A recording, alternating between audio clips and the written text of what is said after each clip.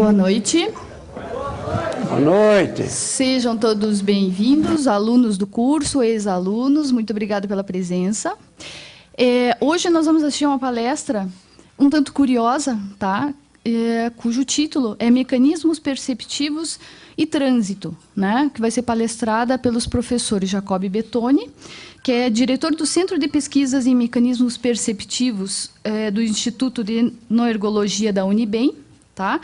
Campus Universitário Bezerra de Menezes, né? E do professor Lúcio Toassi, que também é professor de Noergofilosofia do mesmo instituto, tá? Por favor, professores, fiquem à vontade, a casa é de vocês. O título da palestra, tenham certeza, é Mecanismos Perceptivos e Trânsito. Estou dizendo tenham certeza porque, para podermos compreender o eixo temático da nossa palestra e sua relação profunda, umbilical com o trânsito, de início, nós temos que nos afastar totalmente da área do trânsito. Temos que fazer uma visita muito rápida, porém necessária, à questão dos paradigmas. Essa palavra, estão vendo, um disco voador, foi de tal maneira deturpada na Universidade Brasileira que ela quase perdeu o seu sentido. Todo mundo fala, basicamente as pessoas não compreendem. No nosso curso, nós dedicamos uma parte significativa apenas para explicar os mecanismos paradigmáticos. Como aqui não dispomos desse tempo, vamos, todavia, lembrar que o paradigma é quem define toda a hierarquia de toda a produção científica de um dado momento histórico. Vamos fazer uma comparação para que possamos, pelo menos, acompanhar o eixo temático da nossa palestra, mesmo não tendo um conhecimento profundo da questão paradigmática. Vejam bem, num país, você tem a Constituição. A Constituição tem suas cláusulas pétreas, cláusulas imexíveis. E num país você tem o seguinte cenário: todas as leis, para serem válidas, devem obediência à Constituição. Uma lei que é inconstitucional, os senhores sabem, ela não tem valor. Muito bem. Em ciência acontece um fenômeno análogo, muito parecido. O equivalente científico da Constituição é o paradigma. O paradigma também possui suas cláusulas pétreas, chamadas de axiomas. Axiomas são um pequeno conjunto de regras e crenças fortíssimas, de princípios aceitos como verdadeiros e insuscetíveis de discussão. Analogamente, qualquer teoria, para que possa receber a chancela de cientificidade no campo da ciência, ela precisa de duas condições básicas. A primeira é vínculo paradigmático.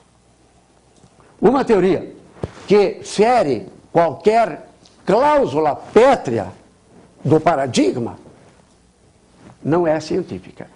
E a segunda condição da cientificidade é a replicabilidade. A ciência tem um compromisso com o homem encarnado.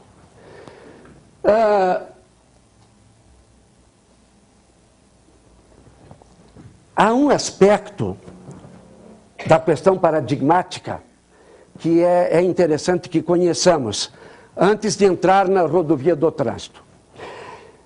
Um dos efeitos do paradigma é o conhecido efeito da visão seletiva. Os senhores estão vendo aí um cadeado? Esse cadeado, ele tenta passar para vocês com uma rapidez bastante grande, através de uma imagem, qual é a versatilidade do cientista, do médico, do advogado, do psicólogo, etc. o profissional, no seu cotidiano, no seu dia a dia, pode dançar, pintar e bordar. Pode fazer o que quiser, tendo o seu registro. Todavia, ele não pode violar o lacre paradigmático. Percebam, assim, a importância da questão paradigmática. Bom, depois desse pequeno couvert, vamos começar a servir o antepasto. Vamos pegar um exemplo prático do que eu acabo de dizer, mas ainda fora do contexto do tránsito. Estamos vendo aí um fenômeno que são bolhas na pele. Os senhores estão vendo bolhas na pele. Esse é o fenômeno. Vejam,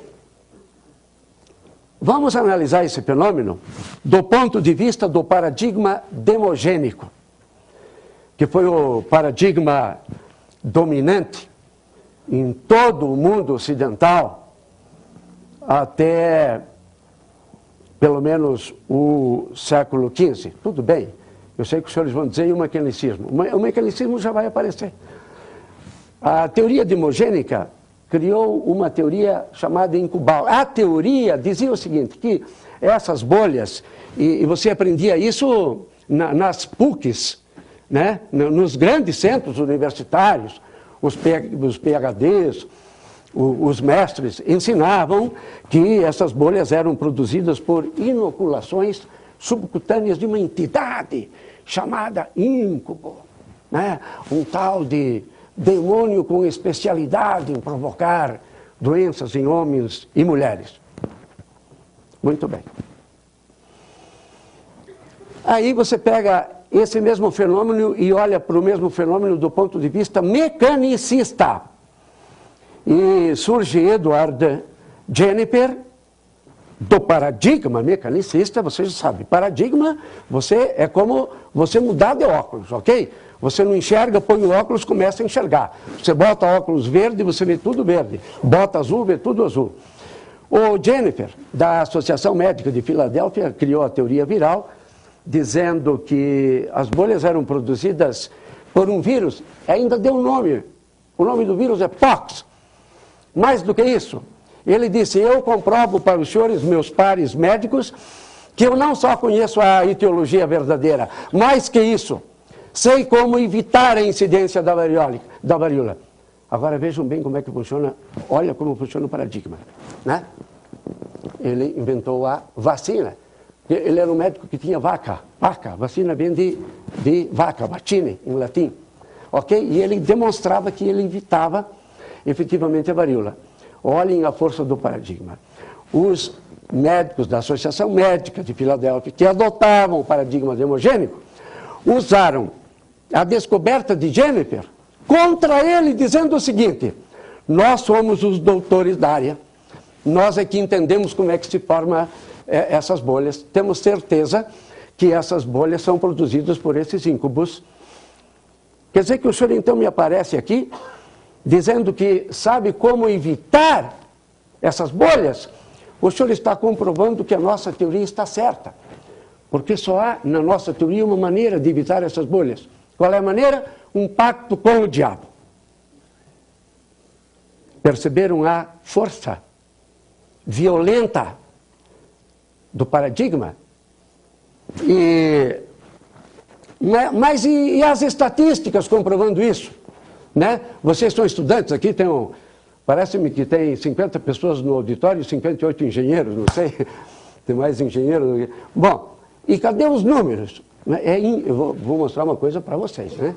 É impressionante que num recenseamento de 1660, esse número que os senhores estão vendo aí, foi um recenseamento científico realizado na época, alguém contou 7.405.928 diálogos incubogênicos.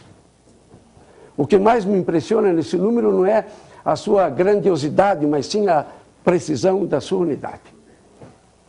Muito bem. Agora, vamos chegando mais perto do nosso tema.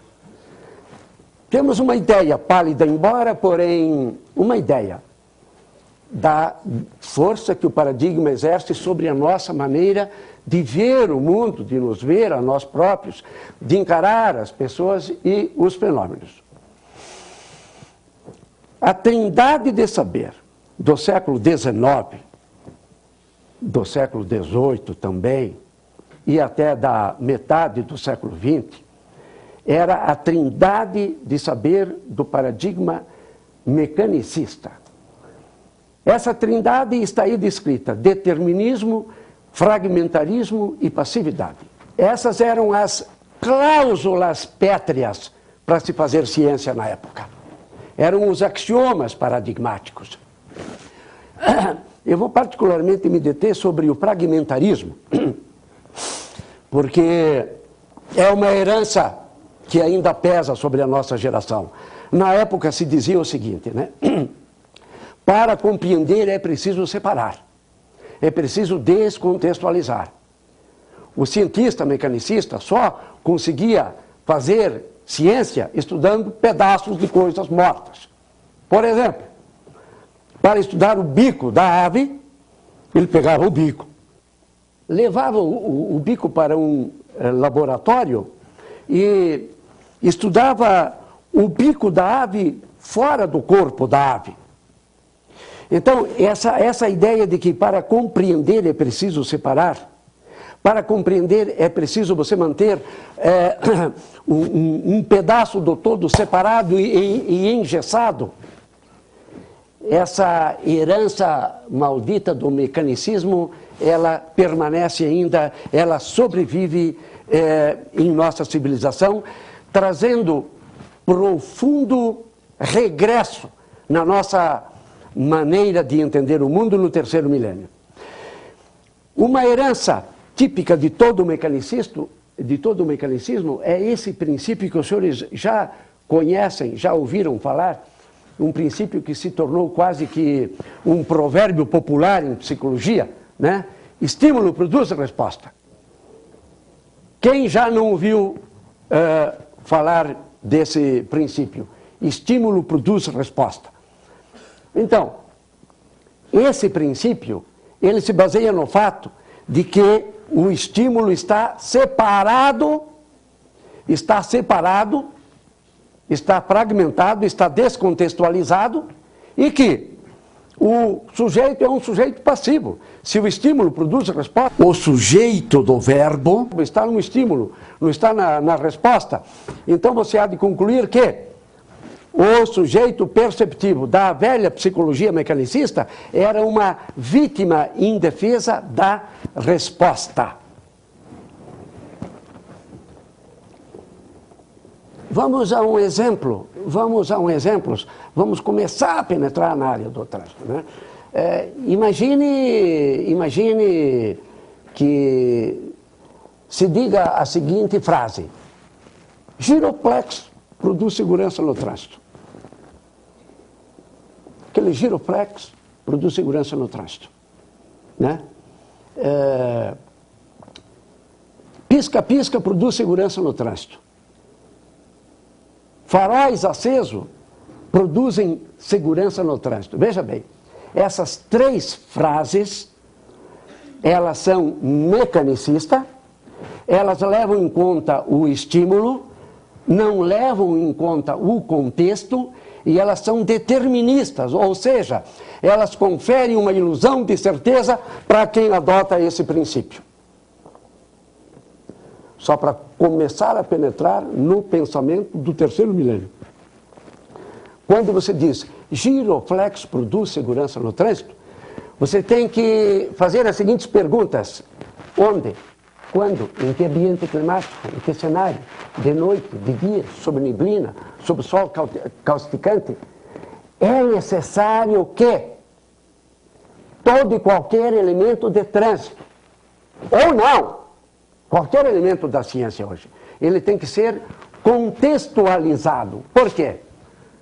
Nesse quadro, você vê a grande mudança axiomática, paradigmática, a grande mudança que as cláusulas pétreas do saber científico, né?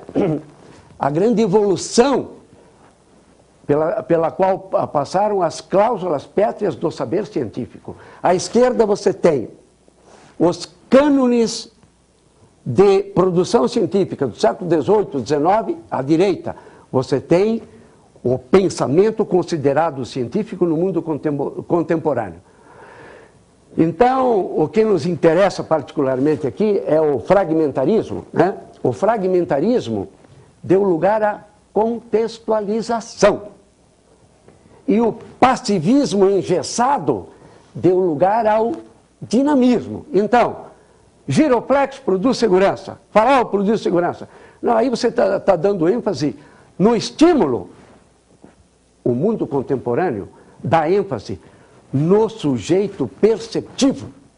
E para que você possa compreender de que maneira o sujeito perceptivo percebe, temos que penetrar na intimidade do seu sistema mente-cérebro. Essa evolução do pensamento, do fragmentarismo para a visão sistêmica, ela consolidou os conceitos de contextualização, de ecologia, de sistemas, de ecossistemas. Isso permitiu também ao Conselho Europeu, a atual Comunidade Europeia, ao Conselho Europeu em 1967, na época, definiram quais são os ingredientes que permitem a você carimbar um procedimento, algum elemento artificial, como poluição. Os ingredientes são os que estão aí, ó. Ok? Conflito com a ciência atual, produz algum incômodo ou mal-estar e suspeita de efeito nocivo. É dentro disso que em 1970 foi consagrado o princípio de poluição sonora. Antes disso não havia esse conceito. Eu morava em... Vejam que toda forma de poluição nasce como um progresso. Eu morava no interior catarinense, nasci no interior catarinense, e o pessoal ia para São Paulo, voltava cantando aquele São Paulo, aquela música, né? E o pessoal dizia, eita, que mundo de progresso. É uma barulheira só, não dá nem para dormir. Entendeu? O progresso sempre começa dessa maneira. Aí surgiu o conceito de poluição sonora. E em 1997, essa coisa tão linda, a noite toda iluminada, né? O dia cheio de faróis artificiais, né? Essa coisa tão bacana. Pois é, essa coisa tão bacana agride a tua natureza humana. E não só, agride a natureza do teu cachorro, do teu gato, do cavalo, do boi à beira da estrada, etc.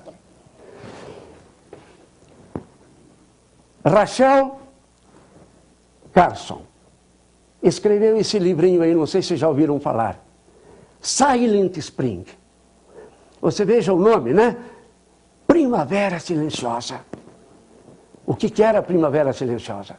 Era um livro onde ela chorava as exéquias de multidões de pássaros mortos à beira das plantações por agrotóxicos. Impressionante a cegueira paradigmática.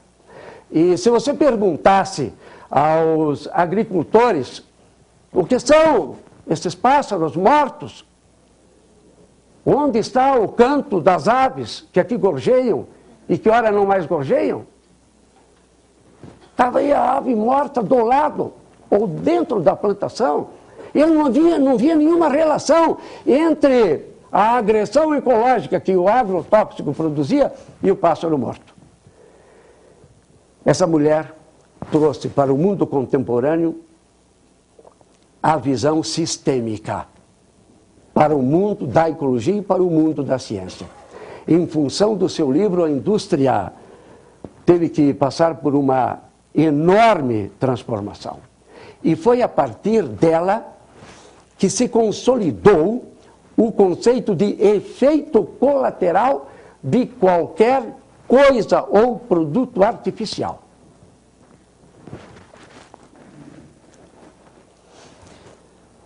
feito esse preâmbulo, vamos ver como é que se pensa de maneira correta hoje.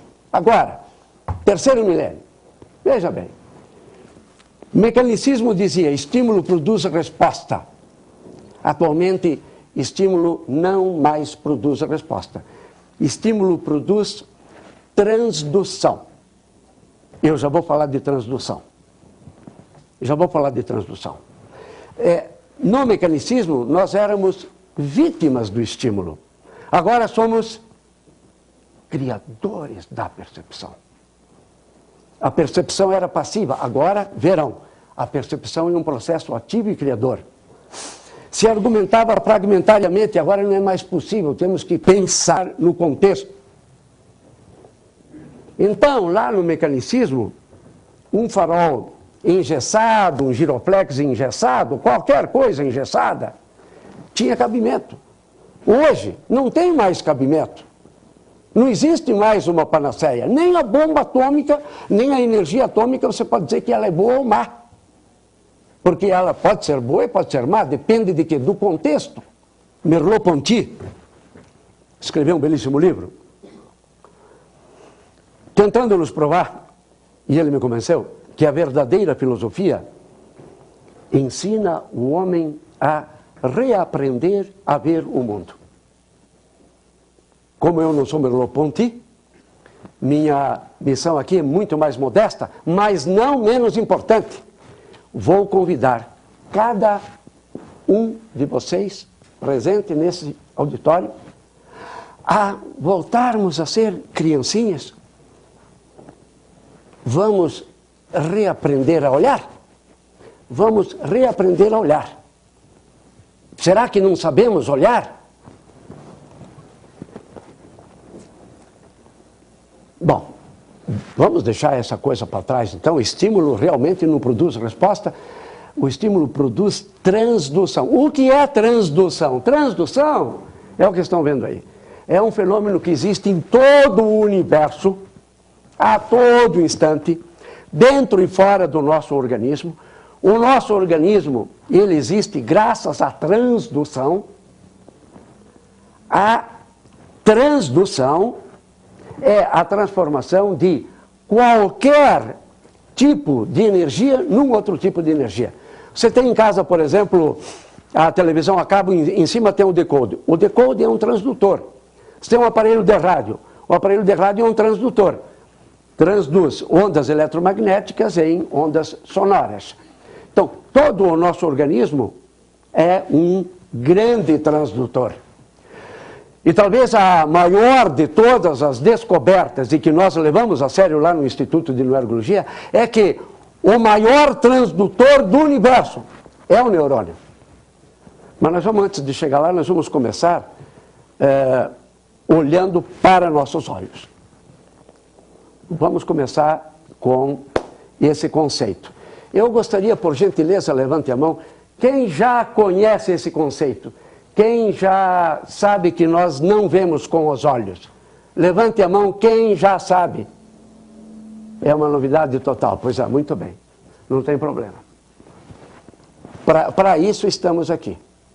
Ele sabe que nós não vemos com os olhos, nem ouvimos com os ouvidos. E isso é muito importante. Como é que nós vemos? Veja bem. Veja bem. Veja bem. Nosso cérebro é a máquina iluminada mais desenvolvida de todo o universo conhecido.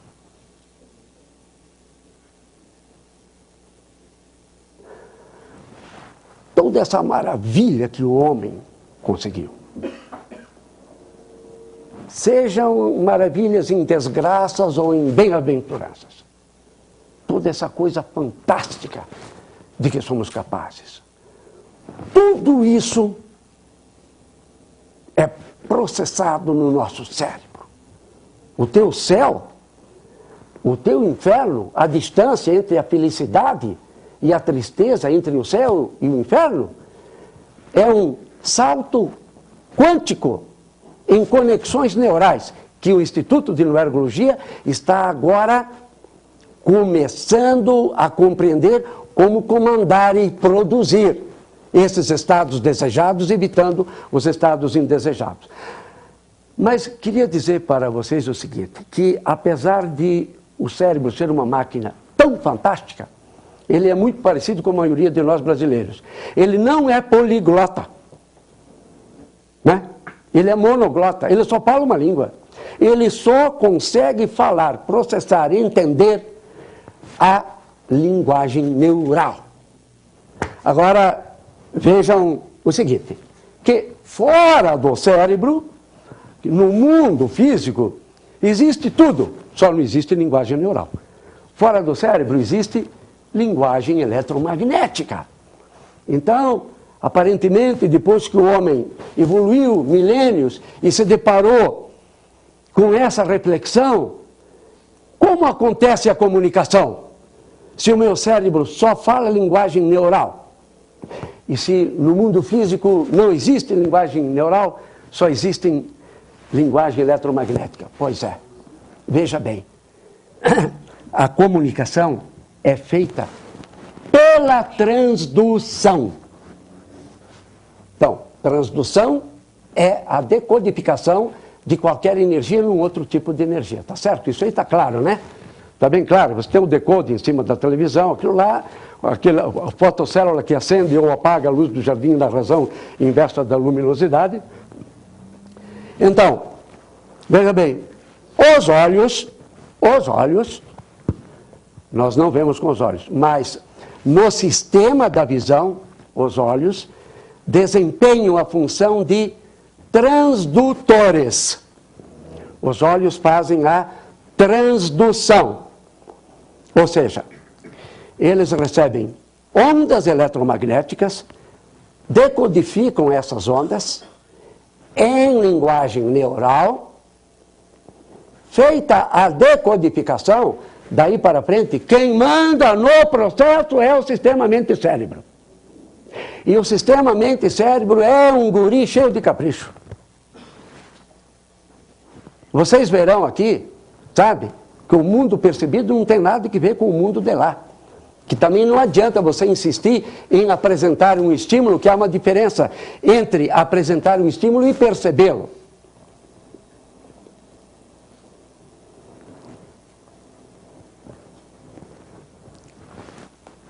Lição número 1, básica, para qualquer tipo de percepção, seja a percepção tátil, gustativa, olfativa, auditiva, visual, seja o que for. O sistema mente-cérebro cria a percepção com suas próprias leis neurais e não com as leis físicas. Percepção é processo ativo e não passivo. Agora eu quero perguntar, vamos ver se alguém já consegue me responder. Por que razão que, dentro desse ângulo de vista, o estímulo não pode produzir a resposta? Por quê? Por quê? Bom, tudo bem, ok. Diga, hã? Porque ele não fala a linguagem neural. Parabéns. Parabéns, muito bem. Muito bem. Muito bem. Não, muito bem, veja, é um assunto novo. Ainda mais para o pessoal. Agora, e tem uma, o estímulo morreu. Veja bem, o estímulo morreu lá nos olhos. Ele morreu, acabou a vida dele. Acabou. Agora, os olhos não enxergam. Quem vai enxergar é o córtex visual e todo o sistema cerebral. O córtex visual vai criar a percepção. Então, uma definiçãozinha boa de percepção é essa daí. Percepção é o processamento ativo, transdutivo de informações. Ok? É um processamento ativo, transdutivo de informação. Por que exclusivo? Não dá para tratar nesse assunto nessa palestra. Mas nós temos lá documentários de experiências feitas, inclusive, nos Estados Unidos, que é uma coisa impressionante. Você pega 7 pessoas sentadas numa sala escura, todas perante um mesmo risco de 2 palmos de comprimento por 2 centímetros de largura, todos exatamente iguais, todos vermelhos da mesma cor, e as 7 pessoas estão com o seu cérebro sendo escaneados. Sabe o que acontece? 7 padrões cerebrais únicos, exclusivos, irrepetíveis. Fala-se até hoje que assim como você tem a tua impressão digital, você tem a tua impressão da voz, você teria a tua impressão perceptiva. Agora veja bem, percepção não é fotografia. Tá certo? Não é fotografia. Por que não é fotografia? Não, porque o mundo que você percebe não existe lá. É uma coisa que não existe lá fora. Tá certo? Não é uma cópia da realidade, não é uma foto, é uma criação original da realidade. É uma coisa que você cria. Aqui não temos tempo de fazer nenhuma experiência, mas, por exemplo, passando essa figura que rapidamente passou na tela agora, e lá nós passamos uma série, 80, 100 figuras, e pedimos para que as pessoas escrevam o que percebem. É impressionante. Você pega essa figura, 10 pessoas, 10 coisas diferentes, 1000 coisas diferentes. É uma coisa realmente impressionante.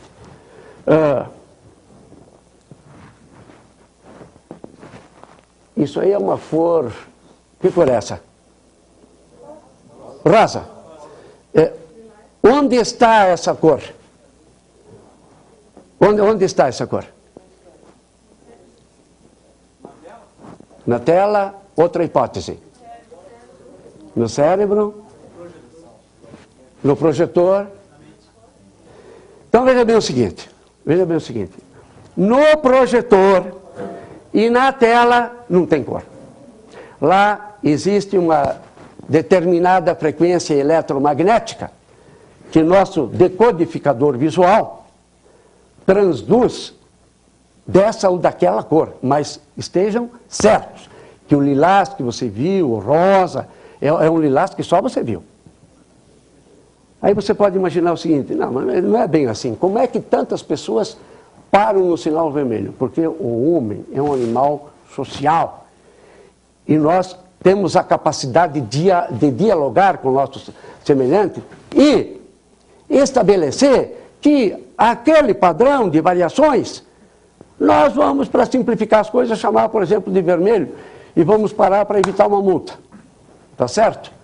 Mas levado na sua essência, todo mundo aqui tem computador em casa, o nosso computador que não é nada perto de um cérebro, né? Quantas milhões de possibilidades de cores que você tem aqui na tela. Já vou entrar no trânsito, mas isso aqui tem tudo a ver com o trânsito. Por quê?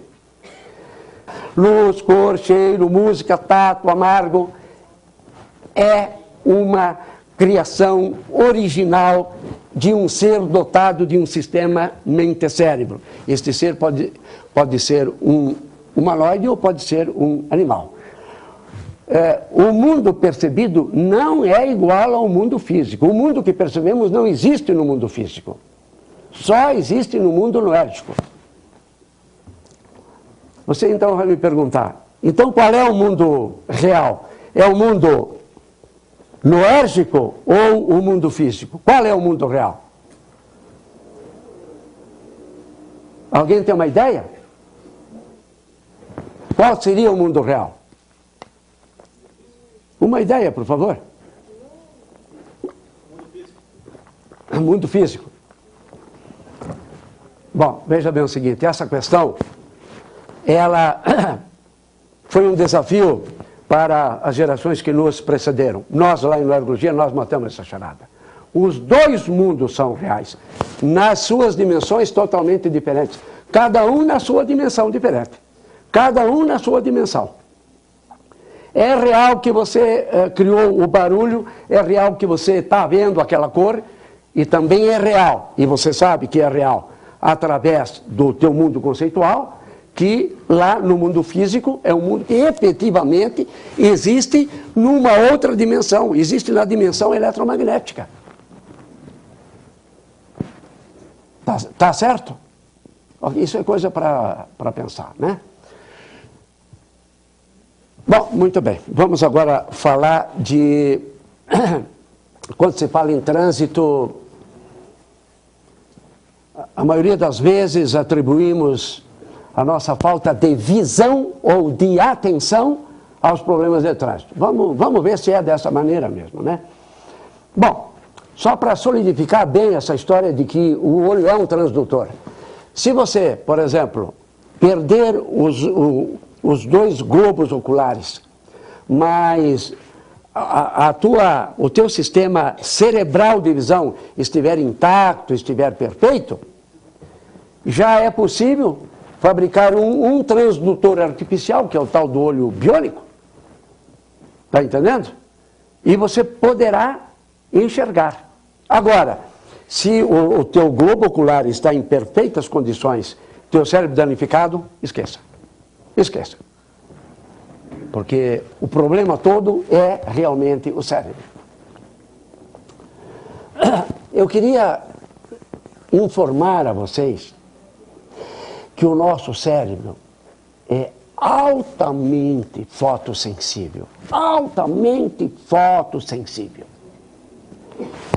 Pesquisadores como Pierron e Miller descobriram o seguinte, que se você pegar a luz de uma vela, dividi-la nessa fração, e com o que sobrar, se você iluminar um objeto, qualquer ser humano normal consegue enxergar o objeto. A mais importante descoberta é que, apesar de esse estímulo, esse é o nosso limiar visual mínimo. E aí você pode imaginar, mas uma coisa tão pequena, um estímulo tão mínimo, como é que ele pode gerar no cérebro uma percepção? Qual é o erro que eu cometi no meu raciocínio? Pô, eu fiz um raciocínio de retardado mental. Eu vou repetir o raciocínio. Nós podemos pensar o seguinte, como é que um estímulo tão pequeno pode gerar no cérebro uma percepção? O estímulo não gera coisa nenhuma.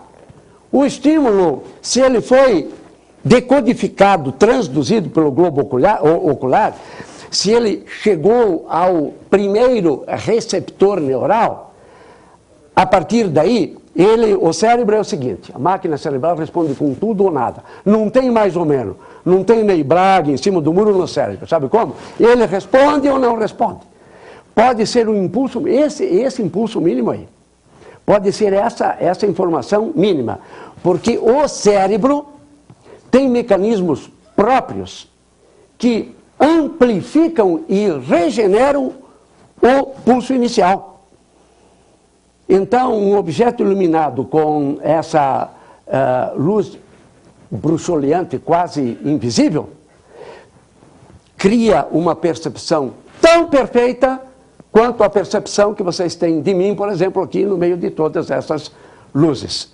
São mecanismos cerebrais internos, neurobiotaxi e a própria lei de Vritz, que regeneram e dão a qualidade ótima para a resposta cerebral. E como veremos na sequência, estímulo demais piora a percepção. Um princípio básico da percepção, isso vale para tudo, para a percepção auditiva, gustativa, olfativa, vale para tudo, né? A percepção se otimiza com o estímulo mediano e se deteriora com a overdose. Todo mundo sabe a diferença entre degustação e porre, não é isso? Você vai num restaurante, toma o primeiro copo de vinho, você se delicia com o buquê do vinho. Depois da 10ª garrafa, né? não dá mais. Sabe, e esse princípio, degustação e porre, vale para todos os sentidos, para ouvidos e também para nossos olhos.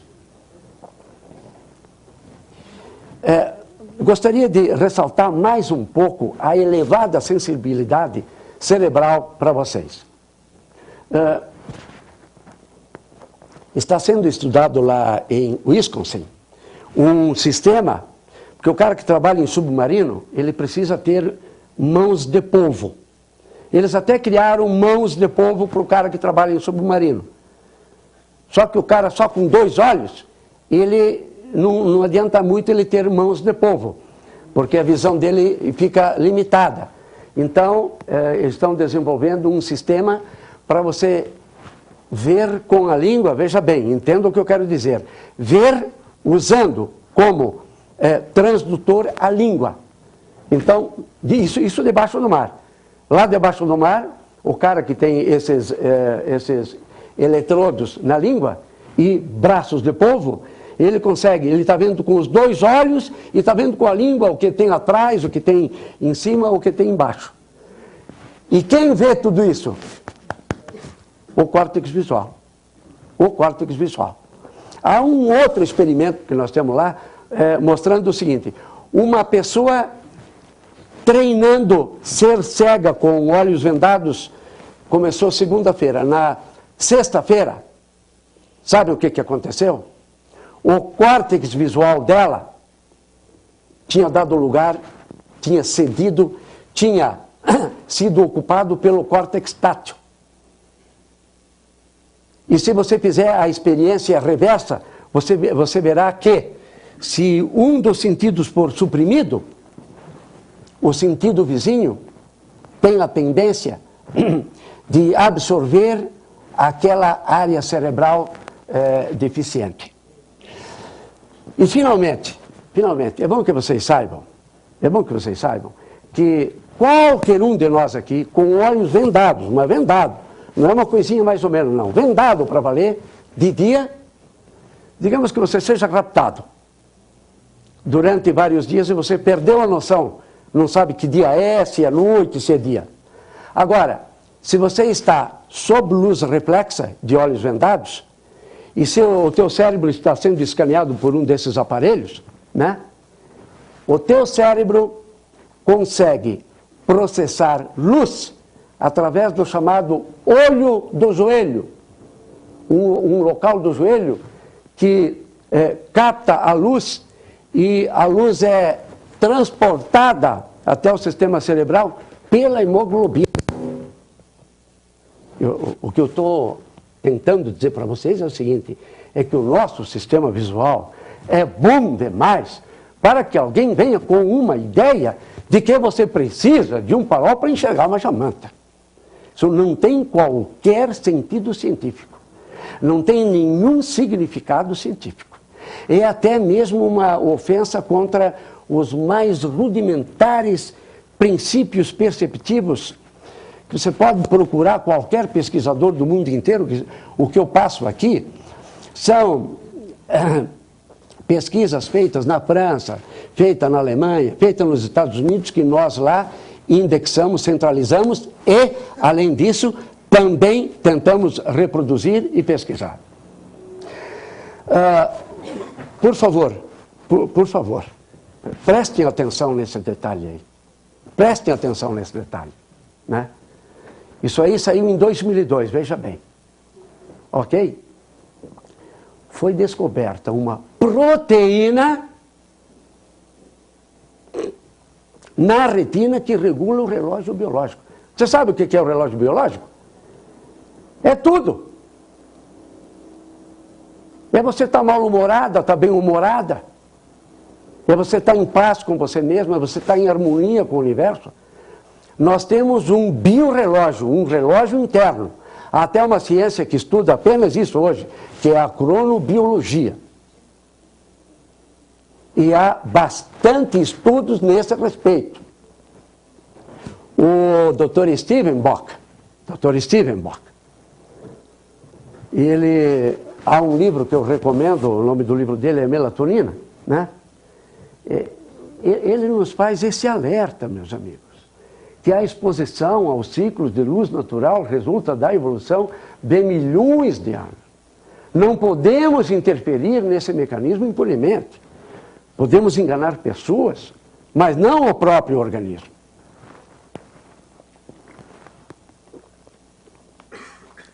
Estou tentando passar para vocês a mensagem de que o agrotóxico mata os pássaros, de que um farol de carro ou não, uma luz artificial acesa de maneira desnecessária, ela não deve ser encarada como uma mera questão de trânsito, porque ela afeta ciclos milenares. E o farol usado no modo mecanicista, ou seja, ou sempre aceso ou sempre apagado, ele constitui poluição luminosa porque ele recebe os 3 carimbos necessários para você definir se isso é ou não é poluição luminosa. Muito bem. Vamos agora a algumas descobertas perceptivas. Então, há 2 maneiras básicas de você usar o farol. Há o modo mecanicista. O que é o modo mecanicista? O modo mecanicista é o modo fragmentário, ou seja, você usa o farol, digamos, sempre aceso e o mundo que se dane. Porque você acredita que o farol produz algum benefício para o trânsito? A outra maneira, a maneira correta, é o modo sistêmico. O modo sistêmico, no modo sistêmico, você usa o farol dançando conforme a música, contracenando com a luminosidade ambiente. E nesse caso, sim, o modo sistêmico é o modo correto de se usar os faróis veiculares. O modo sistêmico é isso daí, veja bem, é uma coisa muito clara, muito simples, né? É a teoria geral da relatividade, né? É a teoria geral da relatividade perceptiva. Eu agora quero mostrar para vocês que, efetivamente, a maneira como percebemos visualmente, e não só visualmente, mas vamos dar um enfoque agora na percepção visual, a nossa percepção visual é uma percepção que tem como um foco temático importante a relatividade das informações visuais. Estamos vendo aí nesse tabuleiro quantas cores? Só do tabuleiro. Duas cores, né? Então, veja bem, 2 cores. Vamos olhar para essas 2 cores. 2 cores. 2 cores. 2 cores. Onde estão as 2 cores? Elas estão aí. Só que elas perderam a referência da relatividade. Toda a nossa percepção visual deve levar em conta o cenário e o contexto. Toda a nossa percepção visual. Você viu aí como as 2 cores estão aí, mas você não processa 2 cores diferentes. Você precisa de comparações relativas para criar cores diferentes. Eu estou dando um exemplo, mas há profundos estudos dentro da tese da relatividade perceptiva.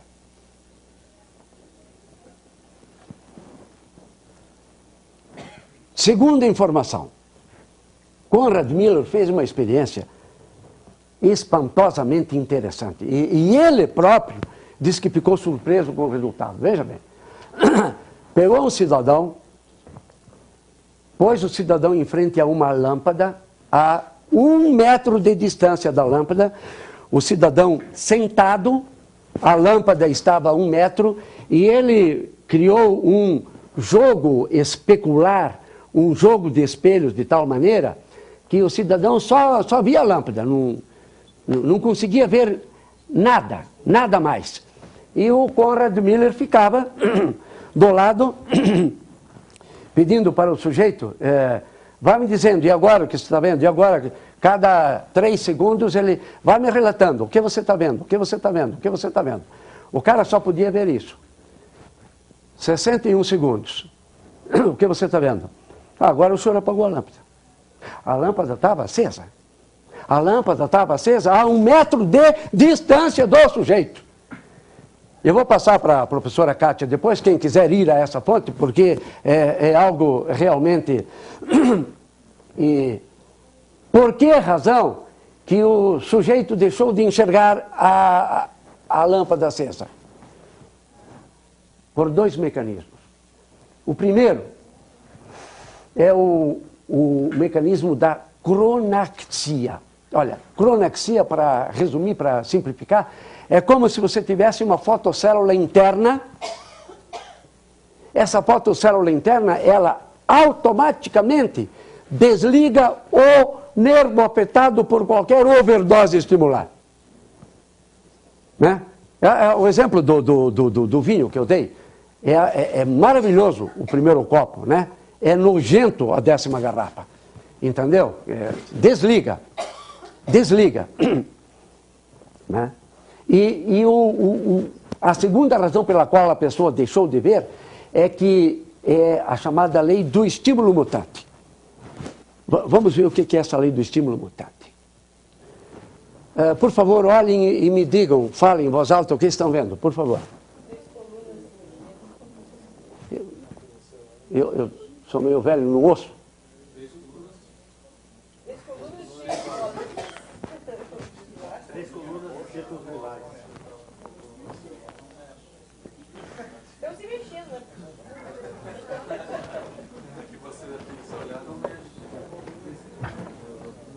Está parado, está o quê?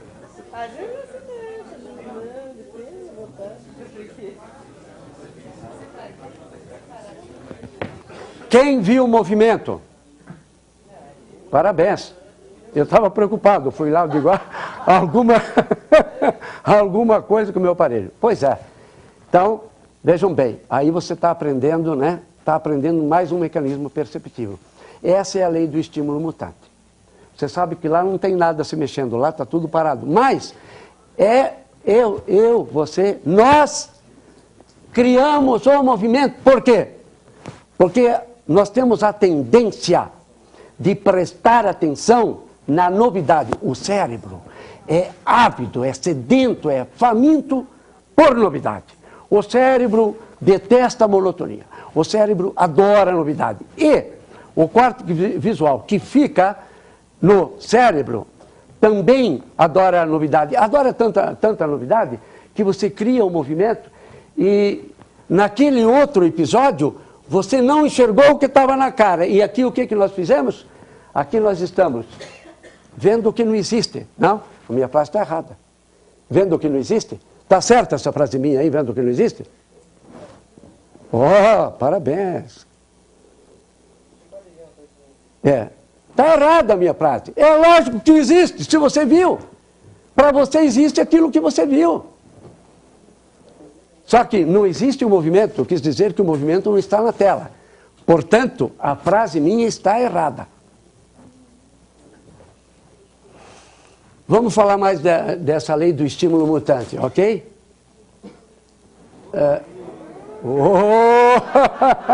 Está melhorando. Está melhorando. Lúcio, eu vou parar a minha aula, o pessoal já entendeu. Alguém quer se matricular no meu curso? Qual é a mulher que chama mais a atenção? A de vestido ou a pelada? Bom, quem acha que a mulher pelada chama mais atenção, levante a mão. Absoluta maioria.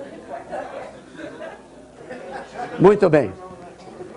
Então, vocês que são alunos, saibam que muitas vezes vocês dão uma resposta errada porque o professor é um babaca que faz uma pergunta mal feita.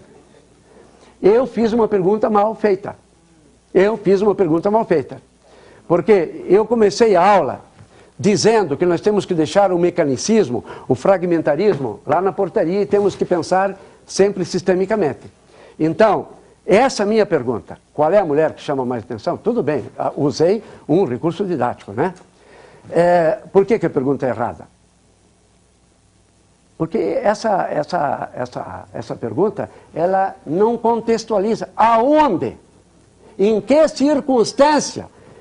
Eu vou mostrar para vocês, marmanjos, que apesar de que nosso sistema glandular não tem a menor dúvida, né, de que a mulher pelada é muito mais bonita do que a outra, mas o nosso hemisfério lógico não vai concordar com isso não. Porque você veja bem o seguinte, veja bem o seguinte, né?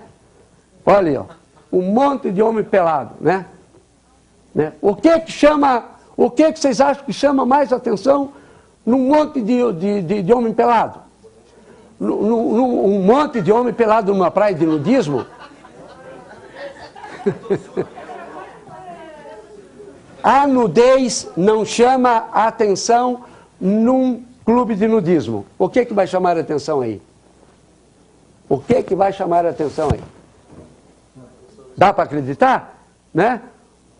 Um mundo inteiro pelado, mas o cara que não está pelado é que vai chamar a atenção. Então veja bem o seguinte, vamos levar isso lá para a história dos faróis, né?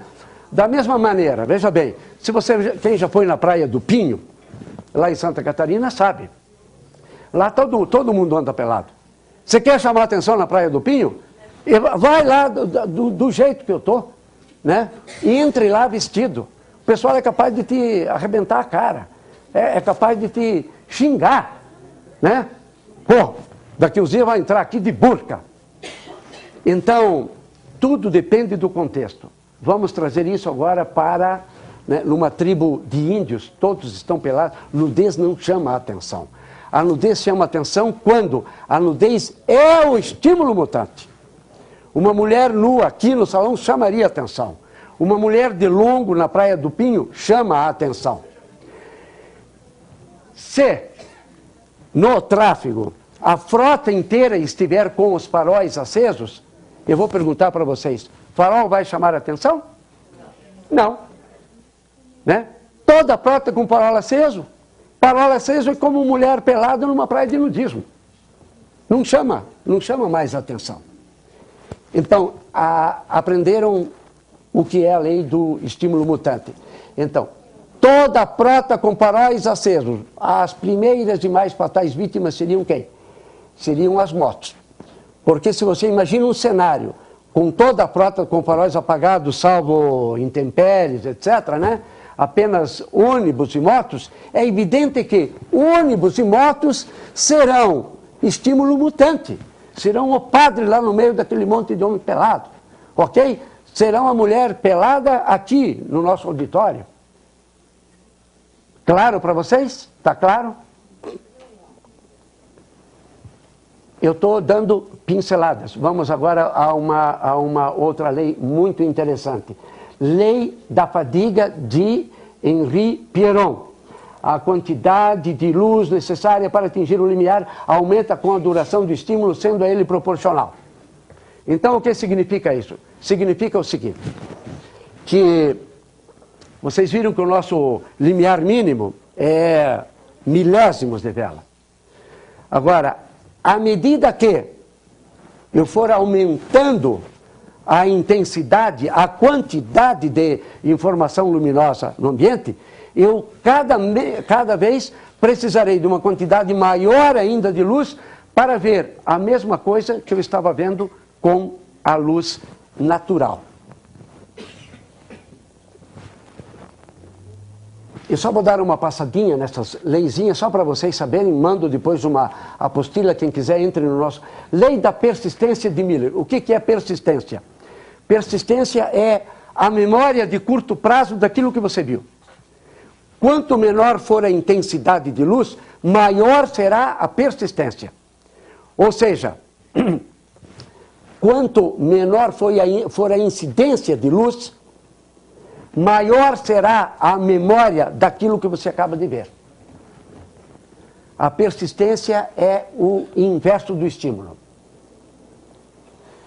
A lei de Blondel e Rey, na realidade, eu já citei lá no começo que a percepção se otimiza com o estímulo mediano e se deteriora com a overdose. Mas eu queria lembrar para vocês um fato muito curioso, muito interessante, da natureza, que é a visão da águia. A águia tem o que é considerado a melhor visão conhecida.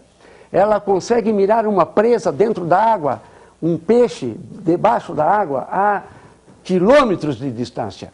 E os estudiosos descobriram que, quando a águia vai dar o bote, quando ela precisa da visão perfeita, o que ela faz? Ela não fecha os olhos, mas ela ela despeja um líquido lacrimal que, ao diminuir a intensidade luminosa, melhora a percepção visual dela. Baseado nisso, uma indústria criou aqueles óculos Eagle Eyes.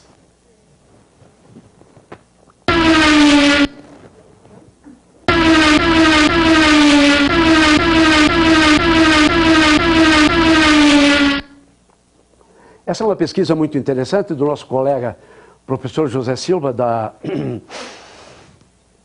USP de Ribeirão Preto. Hoje ele está lá em São Paulo. Havia, há uns anos atrás, a informação de que 70% dos acidentes fatais ocorriam de dia, em retas, sob condições climáticas normais. E na época havia um deputado aqui no Paraná defendendo uma lei obrigando os faróis mecanicistas, faróis sempre acesos. Ele usava como um grande argumento esse dado. E ele dizia o seguinte: está vendo? Se os faróis estivessem acesos, as colisões não aconteceriam. O professor José Silva reproduziu esse fenômeno, estudou durante quase 2 anos e chegou à seguinte conclusão. Veja bem, que nas ultrapassagens, quando você vai ultrapassar um veículo, o nosso cálculo de distância em movimento, ele funciona de uma maneira diferente do que o nosso cálculo de distância quando estamos parados. Então ele observou que nós temos uma tendência a subestimar o eixo proximal, ok? Nós temos uma tendência a calcular para menos a distância entre o meu carro e o carro que eu vou ultrapassar. E por outro lado, temos a tendência de superestimar, ou seja, de calcular para mais a distância que há entre o carro que eu estou ultrapassando e o carro que vem em sentido contrário. É por essa razão que você termina ultrapassando o carro que você vai ultrapassar um pouco depois do que você calculou e aquele carro chega um pouco antes do que você calculou. Quero aqui perguntar para vocês o seguinte, perguntar para qualquer um de vocês, posso perguntar para você? Eu estou aqui, queria que o senhor, por gentileza, me calculasse que distância o senhor acha que existe da minha pessoa até o púlpito aí, ó. Até aquele púlpito, ó, daqui até aqui dá mais ou menos que distância? 7 metros. 10 metros. Vou perguntar para vocês. Para você fazer um cálculo de distância, você antes calculou a distância e depois enxergou eu e o púlpito, ou você me viu a mim e ao púlpito antes e calculou depois? Hã? Você vê antes, não vê antes? Muito bem. Então, veja bem, esses acidentes não acontecem por falta de visibilidade, acontecem pelo fenômeno da distorção perceptiva. Então, nesse caso, por exemplo, o que os senhores poderiam fazer para reduzir esse tipo de colisão frontal? Ensinando em campanhas educativas esse fenômeno que eu acabo de mostrar para os senhores e que basicamente a população não sabe, as autoridades não sabem, os chamados peritos em trânsito só conhecem uma maneira de resolver os problemas de trânsito, que é acendendo o farol. Não, uma campanha mostrando, educando. Bom, muito bem. Isso posto, vamos concluindo que o correto uso dos faróis é, sem sombra de dúvida, o modelo fotocélula. Eu também queria lembrar aos senhores o seguinte: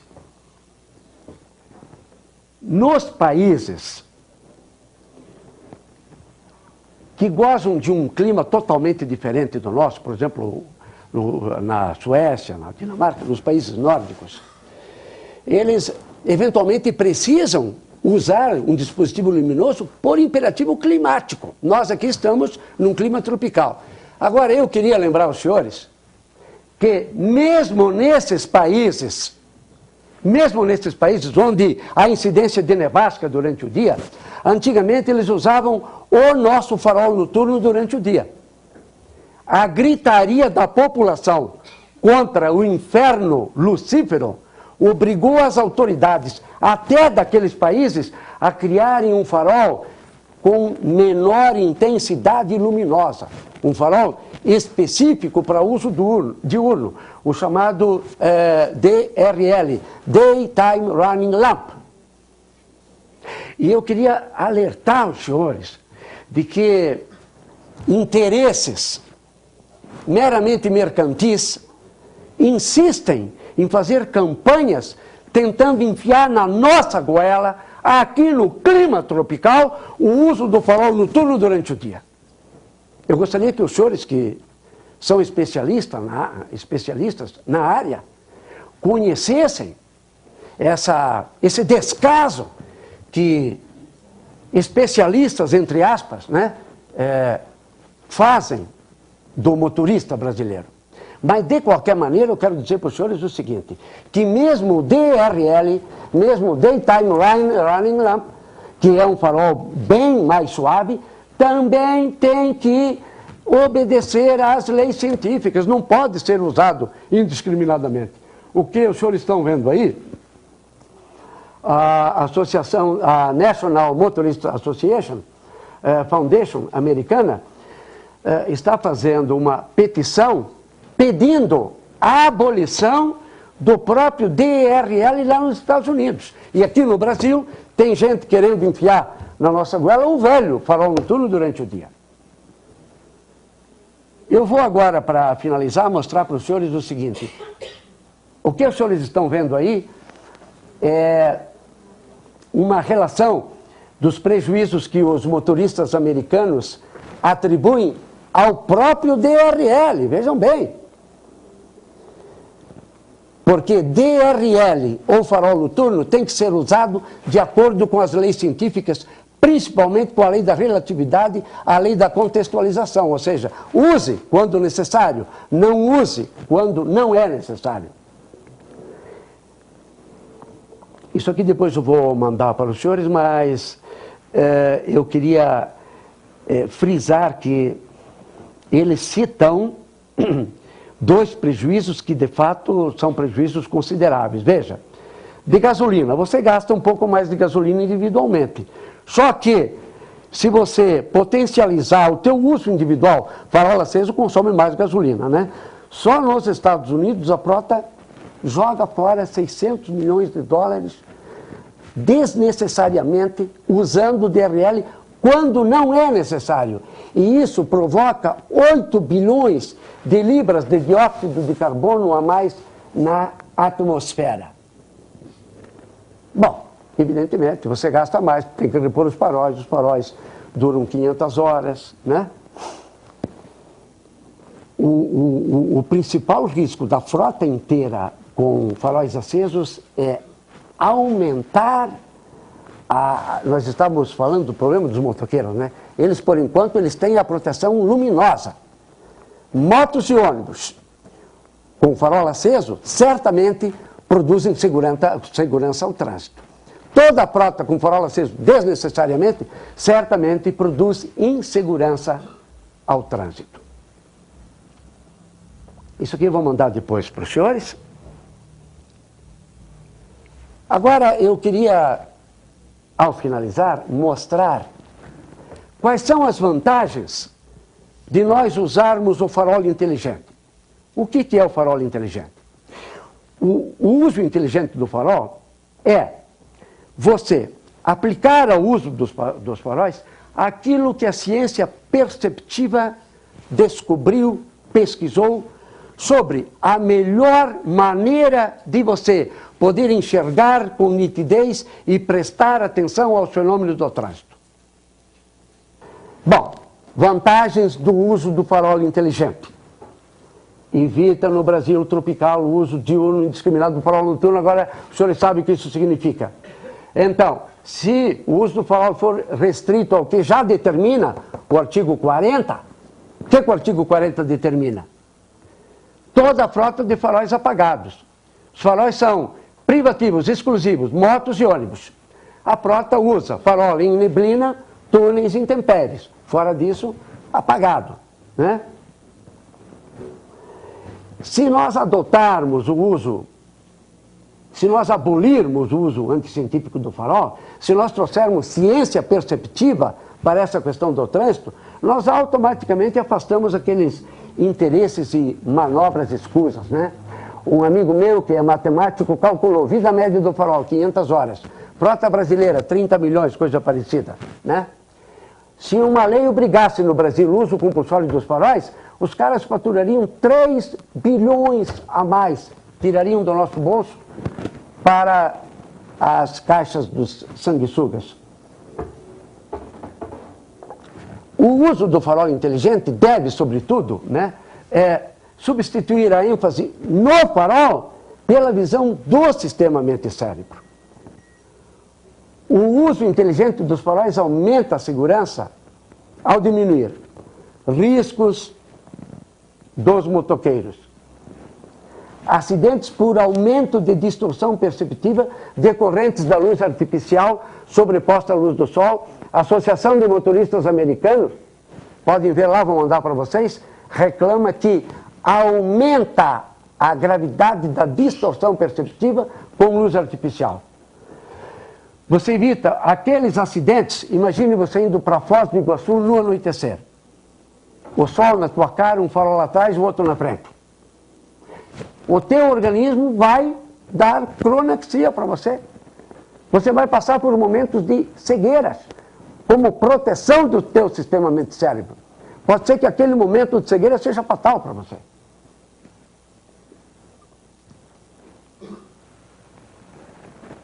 Você evita também, eu não vou ler tudo isso que eu vou mandar para vocês, né? Os acidentes que acontecerão à noite, porque o motorista brasileiro, digamos que fosse obrigado a usar os faróis durante o dia, não tem dinheiro para ficar trocando isso a toda hora. Você vai viajar de noite com o teor de luminosidade bastante desgastado, o que vai acontecer? E lembre-se, quando você usa farol desnecessário, você está agredindo o sistema mente-cérebro do motorista da frente, do animal. Você está sendo agredido pela luz que vem do lado de lá. Você está jogando dióxido de carbono na atmosfera. Está gastando mais dinheiro com combustível. Está gastando mais dinheiro com reposição de peça.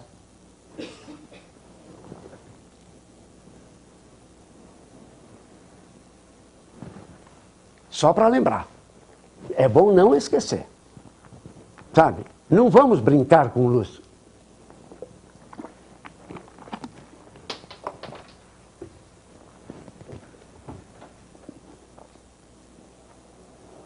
Eu vou então mandar isso aqui depois para vocês, tá certo? Tá combinado? Ok? Bom, e os nossos políticos, o que falam disso? Lá no Congresso existe 10 a 15 projetos obrigando o uso compulsório do farol por parte de toda a frota. Os senhores que acabam de assistir isso, tomar contato a primeira vez, não sei em que grau de profundidade, mas isso é um verdadeiro crime contra o trânsito. Eu tive a curiosidade de verificar que uma boa parte dos autores desses projetos estão lá na relação dos sanguessugas.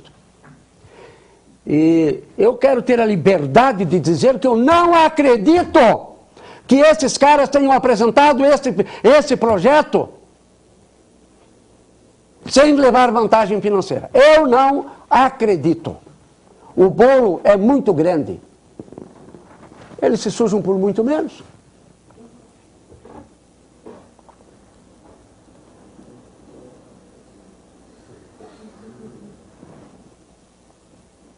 Isso é uma brincadeirinha que um cara me mandou por internet, porque para você usar o farol mecanicista agora, no terceiro milênio, uma das coisas que você tem que fazer é aprender Einstein, teoria geral da relatividade, tudo é relativo, né? Compreendeu? Botar um Einstein na cadeia. Mas eu queria lembrar que existe um único projeto que exige o uso inteligente do farol.